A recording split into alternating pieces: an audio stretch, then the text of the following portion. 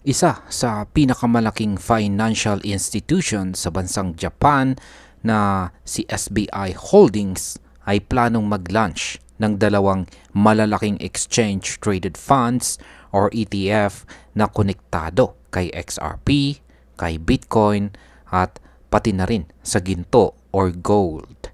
At hindi lamang po yan mga kakripto, umaasa rin sila ng malaking tubo mula sa kanilang 9% stake kay Ripple kapag tuluyan ng mag-IPO ang kumpanyang ito. Pero bakit ito importante sa market? Ano po ang implikasyon nito sa crypto adoption dito sa Asia, lalo na sa bansang Japan? Kaya yan po ang siyang ating pag-uusapan sa video na ito. Pero bago po tayo magpatuloy, ay pakibasa na lamang po muna ang disclaimer dito po sa ibaba ng ating screen. Yan mga ka-crypto, simulan po natin sa kung ano po ang ibig sabihin ng XRP ETF para po sa mga baguhan at bakit po ito malaking balita. Ang ETF o Exchange Traded Fund ay isa po itong uri ng investment fund na pwede pong bilhin at ibenta sa stock market. Parang stock din siya pero nakabase po sa performance ng isang asset gaya ng cryptocurrency.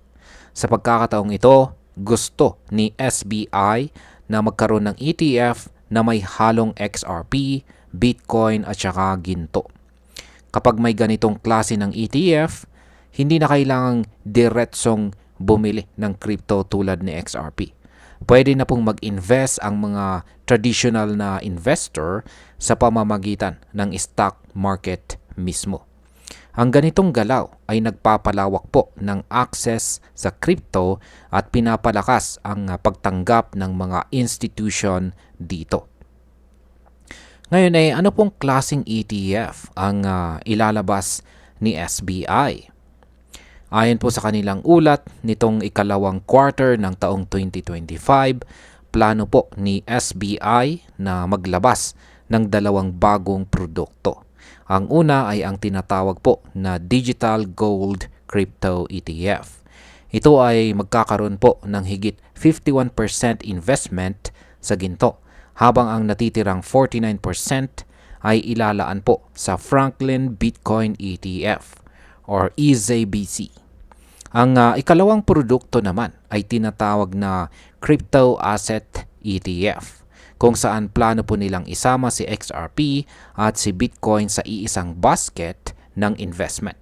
Sa madaling salita, ang ETF na ito ay pagsasamahin ang dalawang malalaking digital asset na si XRP at si Bitcoin sa isang produkto na pwedeng i-trade sa market. Ngayon ay bakit po big deal ang ETF na may halong XRP? Sa kasalukuyan ay wala pa talagang stand-alone spot XRP ETF sa US dahil sa paghihigpit ng SEC. Kahit na may mga asset manager na gusto nang ilabas ito ay napipigilan.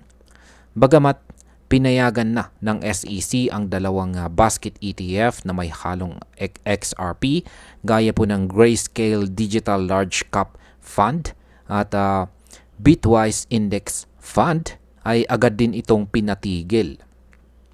Pero ngayon, itong si SBI ng Japan mismo ay sinusubukan niyang mag-launch ng ETF sa kanilang bansa. At dahil po sa mas bukas ang regulasyon sa bansang Japan kumpara sa US, malaki po ang posibilidad na maaprubahan ito. Kung mangyari po ito po ang magiging isa sa mga kauna-unahang XRP ETF na active sa buong mundo. Ngayon, ang sunod po na katanungan ay paano naman kikita ang SBI sa 9% stake kay Ripple. Ayan. Bukod po sa ETF plans ay may isa pang matinding dahilan kung bakit umaarangkada itong si SBI.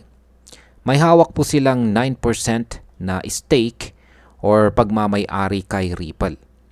Ayon po sa kanilang ulat, ang kanilang kabuang investment portfolio ay lumago ng halos 2.8 times sa nakaraang 5 taon. At ngayon ay nagkakahalaga na ng mahigit 795.1 billion Japanese yen ang ang halaga nito. At katumbas po ito ng humigit kumulang 5.37 billion US dollars. Kapag nag-IPO itong si Ripple, ibig sabihin ay magiging publicly traded company na po siya. Dito makikita ang tunay na halaga ng stake ng SBI. Kung mataas po ang valuation ni Ripple sa IPO, tataas din ang halaga ng 9% na pagmamay-ari ni SBI. Ngayon ay may balak na ba si Ripple na mag-IPO? Sa ngayon ay wala pang opisyal na announcement si Ripple tungkol sa kanyang IPO. Ang focus pa rin po ni Ripple ay ang pagpapalawak ng kanyang global presence.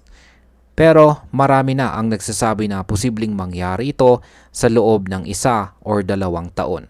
At kung mangyari ito, hindi lamang po si SBI ang makikinabang kundi pati na rin ang buong XRP ecosystem. Ngayon ay ano naman ang ibig sabihin ng paggamit ng XRP sa international remittance ni SBI? Hindi na po bago ang relasyon ni SBI kay Ripple. Matagal nang ginagamit ni SBI ang technology ng Ripple at si XRP mismo para sa kanilang international remittance system. Ibig sabihin ay ginagamit ito sa pagpapadala ng pera mula po Japan papuntang ibang bansa. Ngayon ay tinitingnan na rin nila ang posibilidad na gamitin ang bagong stablecoin ni Ripple na Ripple USD or RLUSD. Kapag nagsimula na ang paggamit nito, mas lalawak pa ang adoption ng technology ni Ripple sa mainstream finance. At bilang panghuling katanungan ay paano po nito mababago ang crypto landscape dito sa Asia?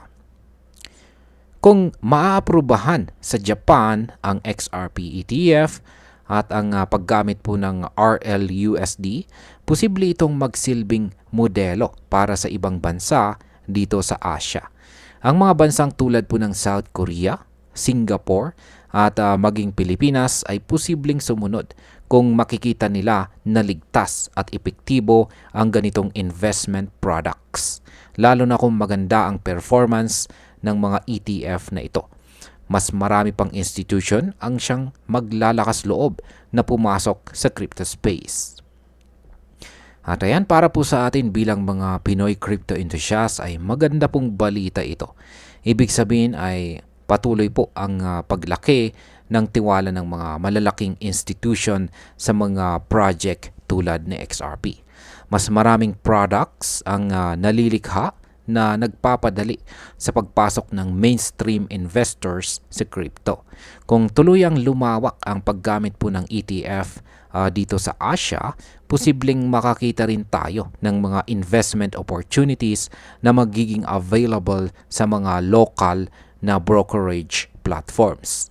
Magiging mas madali para sa atin na ma-access ang mga malalaking asset gaya ng XRP kahit hindi tayo direktang bumibili sa mga crypto exchanges. At bilang panghuli, ang galaw na ito ni SBI ay malinaw na indikasyon ng mabilis na pagbabago sa pananaw ng mga institutions pagdating sa crypto. Hindi na ito basta espekulasyon.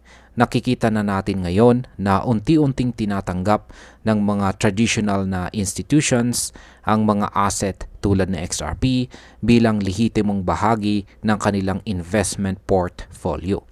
Ang posibilidad po ng XRP ETF sa bansang Japan ay hindi lang malaking hakbang para kay SBI, kundi para sa buong crypto community. Kung magiging matagumpay po ito, masusundan ito ng iba't ibang bansa at unti-unting magiging normal ang pagkakaroon ng crypto sa ating mga investment options. At ayan, hanggang dito na lamang po tayo sa video na ito mga ka-crypto. Marami pong salamat sa panunood. Ingat po tayo lagi at God bless po sa ating lahat.